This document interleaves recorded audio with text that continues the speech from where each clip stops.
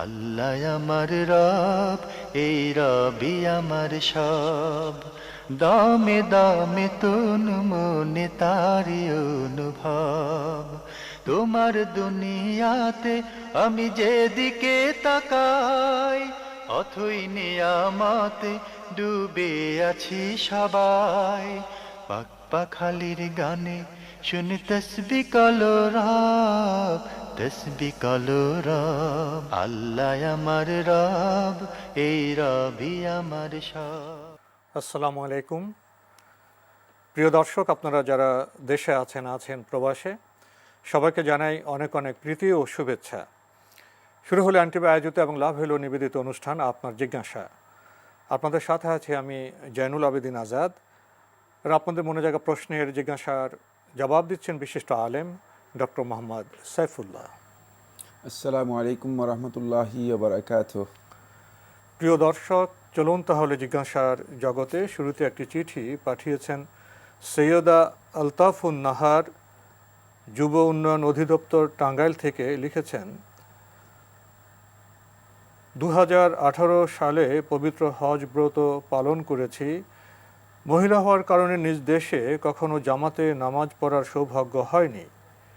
পৃথিবীর সর্বাপেক্ষা সম্মানিত গৃহে জামাতে নামাজ পড়ে সেই স্মৃতি হৃদয়ে গেঁথে গেছে। টিভিতে হারাম শরীফের লাইভ দেখানো হয়, অবসর সময়ে আমি তা দেখি।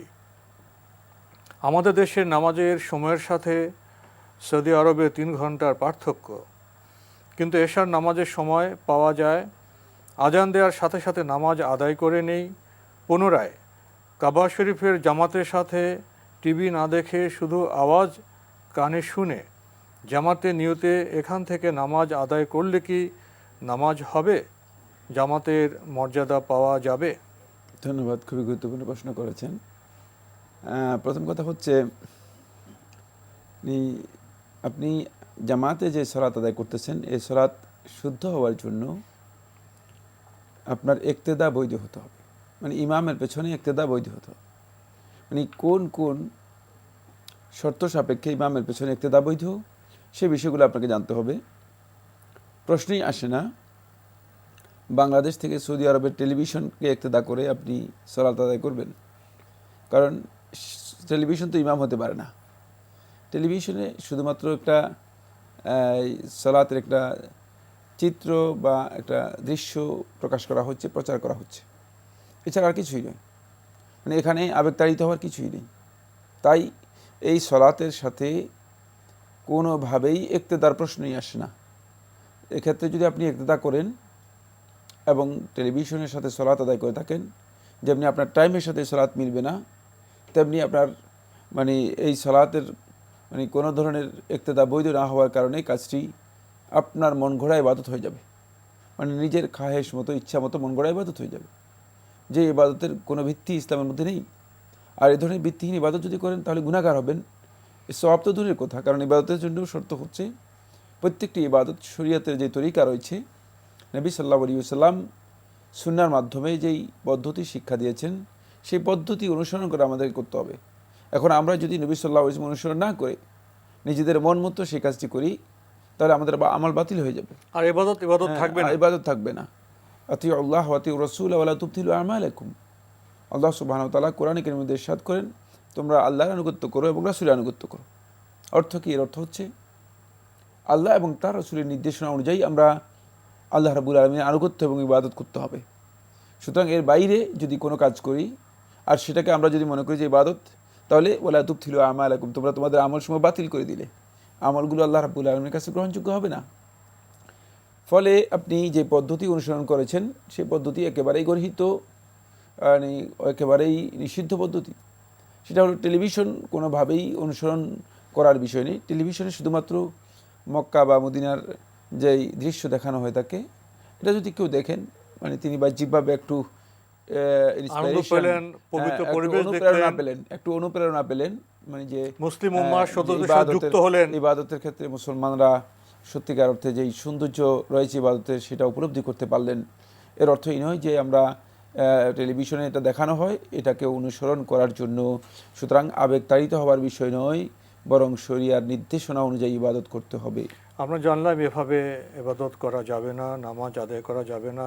আপনি আরও লিখেছেন বাকি 4 ওয়াক্তের নামাজও যদি সাথে সাথে পড়ি তবে কি নফল হিসেবে গণ্য হবে। আমরা তো জানলাম যে না, এই ধরনের নফলও ইবাদত গণ্য নফল হবে না, জি, সওয়াবও হবে না, নফল গুনাহ ফরজ হতে কিছু পারে। হবে না, সওয়াব হবে না, গুনাহ হবে। জি, আমরা খুবই গুরুত্বপূর্ণ বিষয়ে অবগত হলাম। প্রিয় দর্শক, আমাদের হাতে আরও একটি চিঠি পাঠিয়েছেন মোহাম্মদ আবু বকর সিদ্দিক, শাহরাস্তি, চাঁদপুর থেকে লিখেছেন, আমাদের এলাকায় কতিপয় আলেম ও মুয়াজ্জিন আজান, জুমার আজানের পূর্বে খুতবা ও প্রতি ওয়াক্ত নামাজের একামতের পূর্বে আসসালাতু আসসালামু আলাইকা ইয়া রাসূল আল্লাহ, আসসালাতু আসসালামু আলাইকা ইয়া হাবিব আল্লাহ বলেন।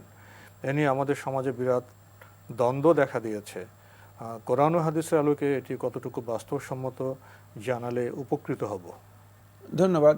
এই ভাইকে অত্যন্ত গুরুত্বপূর্ণ একটি প্রশ্ন করেছেন যে তাদের সমাজের মধ্যে বিভিন্ন মসজিদে কিছু সংখ্যক ইমাম বা মুয়াজ্জিন তারা যখন আজান দিয়ে থাকেন, আজানের আগে আসসালাতু আসসালামু আলাইকা ইয়া রাসূলুল্লাহ, আসসালাতু আসসালামু আলাইকা ইয়া হাবিবাল্লাহ এই ধরনের বলে থাকেন। তাদের এই আজান শুদ্ধ হবে কিনা? না, এই আজান শুদ্ধ হবে না, এবং সুন্নাহ পরিপন্থী আজান হবে। এই আজানের মধ্যে বেদাত হবে, এবং এই আজান যদি দিয়ে থাকেন তাহলে নবী সাল্লাল্লাহু আলাইহি ওয়াসাল্লামের দেখানো যে তরিকা রয়েছে সেটাকে তিনি লঙ্ঘন করলেন। প্রথম কথা হচ্ছে, আজান আল্লাহ সুবহানাহু ওয়া তাআলা ওহীর মাধ্যমে আজানের শব্দগুলো জানিয়ে দিয়েছেন। বিলাল ইবনে রাবাহ রাদিয়াল্লাহু তাআলা বর্ণনা করেছেন, আবু মাহজুরা রাদিয়াল্লাহু তাআলা বর্ণনা করেছেন রাসূলুল্লাহ সাল্লাল্লাহু আলাইহি ওয়াসাল্লাম থেকে যে রাসূলুল্লাহ সাল্লাল্লাহু আলাইহি ওয়াসাল্লাম আব্দুল্লাহ ইবনে যায়েদ ইবনে আব্দুর রাব্বাহ রাদিয়াল্লাহু তাআলা আনহু তার মাধ্যমে রাসূলুল্লাহ সাল্লাল্লাহু আলাইহি ওয়াসাল্লাম আজানের শব্দগুলো জানতে পেরেছেন। ওহীর মাধ্যমে আল্লাহ সুবহানাহু ওয়া তাআলা এগুলো জানিয়েছেন। সুতরাং আজানের শব্দের মধ্যে সমস্ত উলামায়ে কেরামের মতে আজানের শব্দ সংখ্যা নির্দিষ্ট এবং নির্ধারিত, এর মধ্যে কোনোভাবে বৃদ্ধি করা যায় নেই।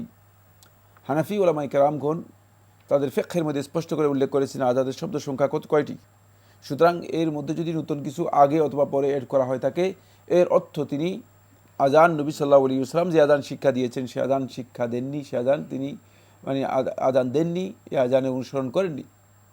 তাহলে এই আজানের মধ্যে বিকৃতি সাধন করা সম্পূর্ণরূপে হারাম, নিষিদ্ধ কাজ। কারণ আজানের মধ্যে বিকৃতির অর্থই হচ্ছে আপনি আজানের মধ্যে নিজের প্রবৃত্তির বক্তব্য, মন গড়া বক্তব্য তুলে দিলেন এবং ওহী এর মধ্যে বিকৃতি সাধন করলেন। নবী সাল্লাল্লাহু আলাইহি ওয়াসাল্লামের তরিকার মধ্যে আপনি নতুন তরিকা আবিষ্কার করলেন। 3 নম্বর হচ্ছে আসসালাতু আসসালামু আলাইকা ইয়া রাসূলুল্লাহ। আদৌ কি নবী সাল্লাল্লাহু আলাইহি ওয়াসাল্লাম এই ধরনের সালাম বা এই ধরনের পদ্ধতি নবী সাল্লাল্লাহু আলাইহি ওয়াসাল্লাম তার কোনো হাদিসের মধ্যে অথবা সাহাবায়ে কেরাম অথবা তাবেঈনগণ কোনো বক্তব্যের মধ্যে এই কথা বলেছেন কিনা যে আজানের আগে এই ধরনের আসসালাতু আসসালামু আলাইকা ইয়া রাসূলুল্লাহ, আসসালাতু আসসালামু আলাইকা ইয়া হাবিবাল্লাহ এই ধরনের বক্তব্য দিতে হবে?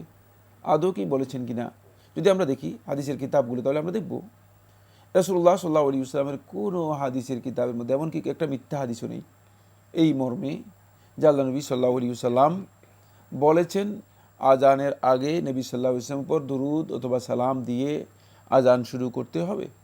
বরং নবী সাল্লাল্লাহু আলাইহি ওয়াসাল্লাম বলেছেন আজানের পরে যখন মুয়াজ্জিনের আজান শেষ হয়ে যাবে, ইজা সামি'তুমুল মুয়াজ্জিন ফাকুলু মিসলা মা ইয়াকুলুল মুয়াজ্জিন, তোমরা মুয়াজ্জিন যেভাবে বলবে ঠিক সেভাবে বলবে, এখানে কম বেশি তোমরা করবে না।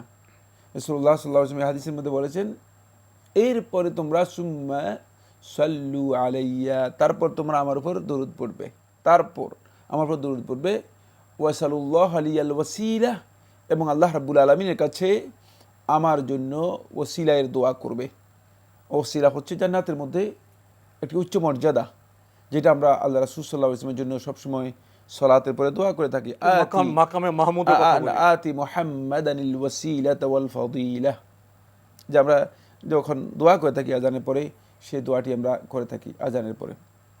তাই এখান থেকে স্পষ্ট বোঝা যাচ্ছে আজানের আগে এই ধরনের সালাত এবং সালাম যেই তৈরি করা হয় থাকে বা সংযুক্ত করা হয় থাকে, এটা নবী সাল্লাল্লাহু আলাইহি ওয়াসাল্লামের হাদি নয়, নবী সাল্লাল্লাহু আলাইহি ওয়াসাল্লামের দেখানো তরিকা নয়, বরং এটা একেবারে মন গড়া তরিকা। 4 নম্বর যে পয়েন্টটি আমরা আলোচনা করব সেটি আরও গুরুত্বপূর্ণ, সেটা হচ্ছে এই আদৌ কি নবী সাল্লাল্লাহু আলাইহি ওয়াসাল্লামের কোনো হাদিসের মধ্যে এই ধরনের সালাত সাব্যস্ত হয়েছে কিনা। আমরা যদি দেখি নবী সাল্লাল্লাহু আলাইহি ইসলামের সালাতের সিয়াক সাব্যস্ত হয়েছে, ওলামায়ে কেরাম বর্ণনা করেছেন। মানে সিয়াক বলতে পারেন সালাতের বিভিন্ন ওয়ার্ডস, বিভিন্ন শব্দ সাব্যস্ত হয়েছে, শব্দগুলি বিভিন্ন বর্ণনা এসেছে হাদিসের মধ্যে।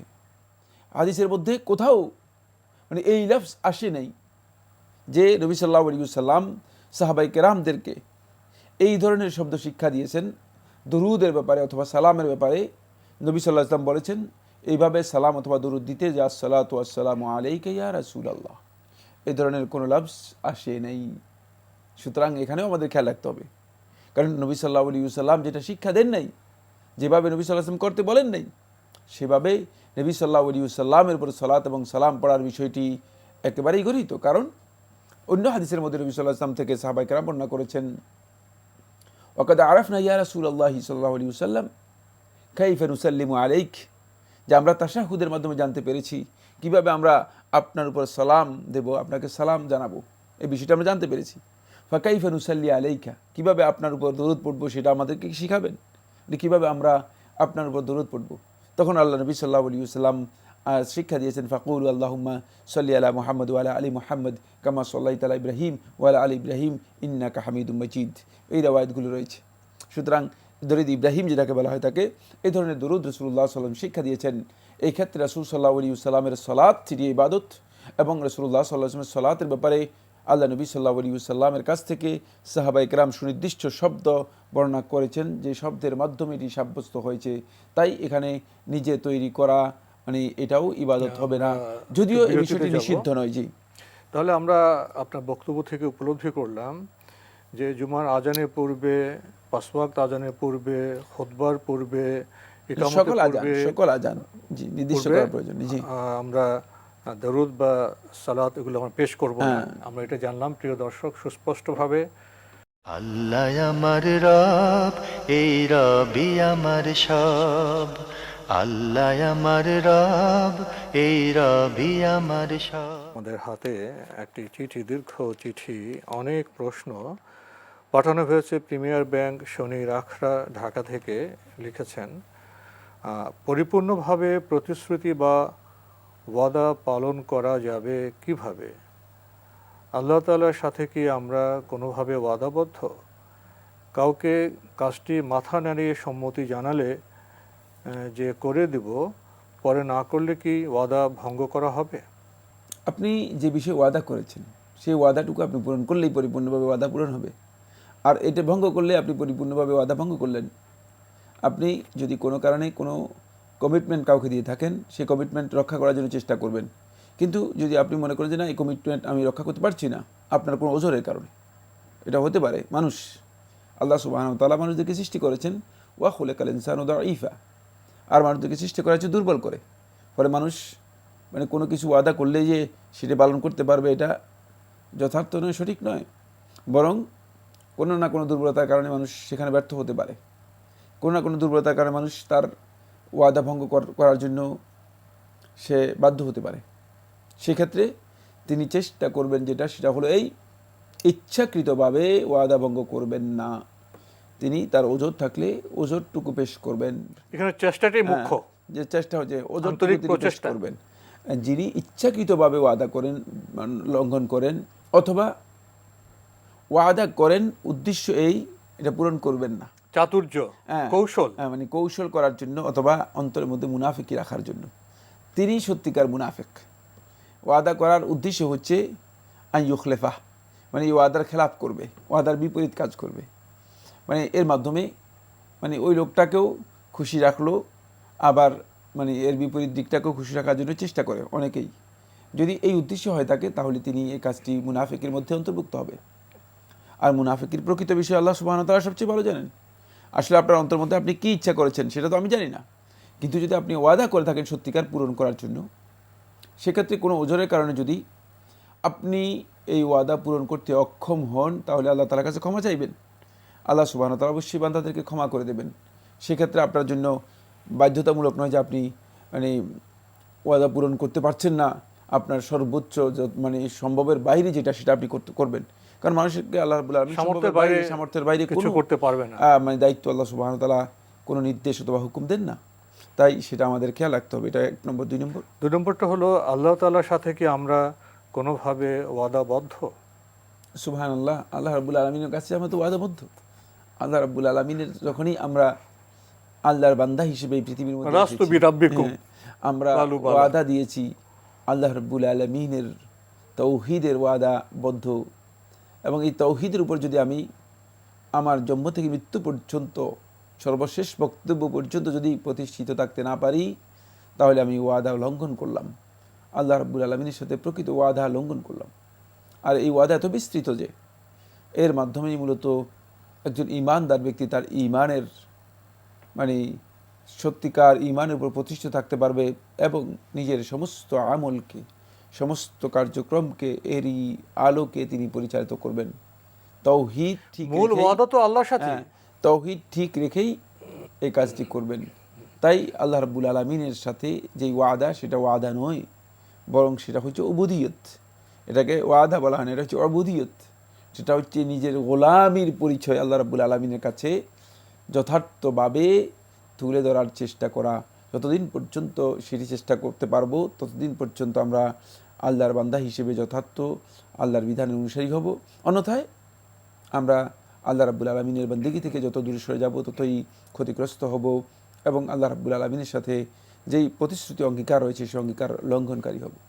আরও লিখেছেন, কাউকে কাজটি মাথা নাড়িয়ে সম্মতি জানালে যে করে দিব, পরে না করলে কি ওয়াদা ভঙ্গ করা হবে?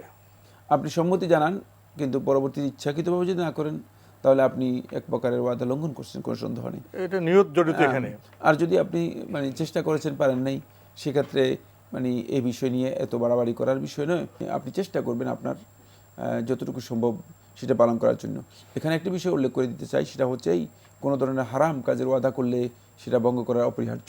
খেয়াল রাখতে হবে যে যদি হারাম সঙ্গত কাজে, ভালো কাজে ওয়াদা। অনেকে দেখা যায় যে আমরা ওয়াদা করেছি হারাম কাজের জন্য। যেমন এই বর্তমান প্রেক্ষাপটে বলতে পারি যেটা, সেটা হলো অনেককে দেখা যায় বিভিন্ন যুবক যুবতী বিয়ের মানে অবৈধ বিয়ের ওয়াদা করে থাকেন। এই ধরনের ওয়াদা করা এবং ওয়াদা পূরণ করা এটা কিন্তু হারাম। এই সমস্ত ক্ষেত্রে এখানে ভঙ্গ তিনি করাটাই যদি দায়িত্ব। ওয়াদা করেন তাহলে তিনি ভঙ্গ করবেন এবং আল্লাহ রাব্বুল আলামিনের কাছে তিনি ক্ষমা প্রার্থনা করবেন। আমরা খুবই গুরুত্বপূর্ণ বিষয়ে অবগত হলাম প্রিয় দর্শক। আরও লিখেছেন, একটা বইয়ে পড়েছি চাইলেই কাউকে হত্যা করা যায়, এটা ভাবা শিরক। কারণ ক্ষমতা আল্লাহ তাআলা না দিলে কিছুই করা সম্ভব হয় না। না, এই ভাবা ভুল, শিরক নয়। মানে কেউ যদি মনে করেন যে আমি মানে ইচ্ছা করলে মুখে হত্যা করতে পারি, তার এই চিন্তাটুকু এটা শিরক নয়। এটা শিরক নয়, এই চিন্তাটুকু হচ্ছে তার ভুল চিন্তা, বিভ্রান্ত চিন্তা, মানে এবং শয়তান তাকে ওয়াসওয়াসা দিচ্ছে। কিন্তু সে যদি মনে করে থাকে যে আমি এত বড় ক্ষমতাধর যে মানে আমি ইচ্ছা করলে যে কোনো ব্যক্তিকে যে কোনো সময় হত্যা করতে পারি, সীমা লঙ্ঘন করলেন উনি। কারণ তিনি সেখানে ক্ষমতার মানে তার ক্ষমতার মধ্যে সীমা লঙ্ঘন করে গিয়েছেন। মানে আল্লাহ রাব্বুল আলামিনের যে ক্ষমতা রয়েছে সেই ক্ষমতার উপর কি করেছেন, হস্তক্ষেপ করেছেন। কিন্তু এখানে আল্লাহ তাআলার উপর হস্তক্ষেপ নয়, এটা আপনি মনে করেছেন যে আমি চাইলে তো মুখ হত্যা করতে পারি, একটা ধারণা। একটা ধারণা। সেক্ষেত্রে এই কাজটি তার শিরক নয়। যিনি বলেছেন শিরক, এটা ভুল বলেছেন, এটা ভুল বরং ভাবনা। এটা ভুল হবে, ভুল ভাবনা হবে। সেক্ষেত্রে তিনি আল্লাহ রাব্বুল আলামিনের কাছে, এটা শয়তানের প্রবঞ্চনা, আল্লাহ রাব্বুল আলামিনের কাছে ক্ষমা চাইবেন। লিখেছেন, যে বাসায় ছোট শিশু আছে এবং তারা সচেতন নয়, শিশু যেখানে সেখানে পেশাব করলে তারা শুধু একটা শুকনো কাপড় দিয়ে রাখে, সেসব বাসায় গেলে কি অজু করে ভেজা পা নিয়ে রুমে হাঁটা যাবে, যেহেতু তারা পানি দিয়ে পেশাব করার স্থান পরিষ্কার করেছে কিনা তা জানা নেই? এটা আপনার দায়িত্বের মধ্যে পড়ে না। যদি আপনি কোনো কোথাও কোনো ধরনের নাজাসাতের আসার, নাজাসাতের কোনো চিহ্ন, কোনো কিছুই আপনি অবলোকন না করে থাকেন, আপনি না দেখে থাকেন, তাহলে আপনার জন্য জায়েজ রয়েছে। আপনি কোনো বাসায় গেলে আপনি সেখানে কি করতে পারেন, চলতে পারেন, কোনো অসুবিধা নেই। কারণ আপনি তো নাজাসাত যদি শুকিয়ে যায়, বিশেষ করে পেশাব যদি শুকিয়ে যায় অথবা কাপড় দিয়ে যদি মুছিয়ে দেওয়া হয় তাকে, তাহলে এটি পবিত্র হয়ে যায়। সেক্ষেত্রে আপনার মানে কোথাও গিয়ে আপনি মানে ঘরের মধ্যে গেলে সেখানে আপনার চলতে কোনো ধরনের বাধা, কোনো ধরনের নিষিদ্ধ বিষয় নেই। প্রশ্ন থেকে আমি একটি বিষয় মানে আমার বুঝে আসছে বা উপলব্ধি করছে সেটা হলো মানে কেন জানি আপনার মধ্যে একটা ওয়াসওয়াসা কাজ করছে। মানে আপনি কারো বাসায় যাবেন, তার বাসার মধ্যে মানে কি কারণে মানে পেশাব পুরো বাসার মধ্যে পেশাব লেগে রাখবে, এটা এই চিন্তা কেন আপনার মাথার মধ্যে আসবে? এটি একটু গর্হিত চিন্তা, ভুল চিন্তা। এই চিন্তার কারণেই আপনার মধ্যে এই ওয়াসওয়াসাটুকু প্রবেশ করেছে। আমরা মানে জাহিরের উপর হুকুম দিই, ইসলামী শরীয়ত জাহিরের উপর হুকুম দেয়, যা দেখলাম তার উপর হুকুম দেওয়া হবে। কোন নাজাসাত দেখছেন না, আপনি এই সন্দেহ করার কোনো দরকার নেই যে এখানে পেশাব আছে কিনা, এখানে পায়খানা আছে কিনা, এখানে কোনো নাজাসাত আছে কিনা, এখানে অ্যালকোহল আছে কিনা, এই বিষয়গুলো মানে আমাদের দায়িত্বের মধ্যে পড়ে না। সুস্পষ্ট কোনো নাজাসাত যদি কেউ দেখেন, তিনি প্রত্যক্ষ করেন সরাসরি, তাহলে তিনি মনে করবেন যে এটি অপবিত্র, অন্যথায় অপবিত্রতার কোনো কারণ নেই। এই ধরনের ভাবনা যে বাড়াবাড়ি, তা থেকে আমাদের দূরে থাকা প্রয়োজন। তো আজকে আমাদের এখানে শেষ করতে হচ্ছে। আপনাকে অনেক ধন্যবাদ। আপনাকে অনেক ধন্যবাদ। প্রিয় দর্শক, দেখছিলাম এনটিভি আয়োজিত এবং লাভ হলো নিবেদিত অনুষ্ঠান আপনার জিজ্ঞাসা। আমাদের অনুষ্ঠান আপনারা এনটিভি অনলাইনেও দেখতে পারবেন, ভিজিট করুন www.ntvbd.com। এছাড়া ইউটিউবে এবং আমাদের ভেরিফাইড ফেসবুক পেজে অনুষ্ঠান দেখতে পারবেন। শেষে এসে আমরা পবিত্রতা, পরিষ্কার পরিচ্ছন্নতা সম্পর্কে প্রশ্ন পেয়েছি, আমরা সঙ্গত জবাব পেয়েছি। আসলে বাড়াবাড়ি কোনো ক্ষেত্রেই প্রয়োজন নেই। মানুষ দুর্বল। আমাদের চোখে দেখব, যদি অপবিত্র কিছু দেখি সেটা আমরা অবশ্যই পবিত্র করার চেষ্টা করব। বাড়াবাড়ি শয়তানের এক ধরনের ওয়াসওয়াসা, জীবনকে খুবই কষ্ট ক্লেশে পতিত করে, জীবন অনেক ক্ষেত্রে অচল হয়ে যায়। আসুন আমরা এ ধরনের ওয়াসওয়াসা থেকে নিজেকে দূরে রাখি। চিঠি লিখুন, প্রশ্ন পাঠান আমাদের ঠিকানায়। পরিচালক আপনার জিজ্ঞাসা, এনটিভি, বিএসসি ভবন, 7ম তলা, 102 কাজী নজরুল ইসলাম এভিনিউ, কারওয়ান বাজার, ঢাকা 1215। আপনারা ইমেলও করতে পারেন। আমাদের ইমেল অ্যাড্রেস আপনার জিজ্ঞাসা @ntvbd.com। প্রিয় দর্শক, মহান আল্লাহ আমাদের সবাইকে নিরাপদে রাখুন শান্তিতে। আসসালামু আলাইকুম। আল্লাহ আমার রব, এই রবি আমার সব, দামে দামে তুন মনে তারি অনুভব। আল্লাহ আমার রব, এই রবি আমার সব।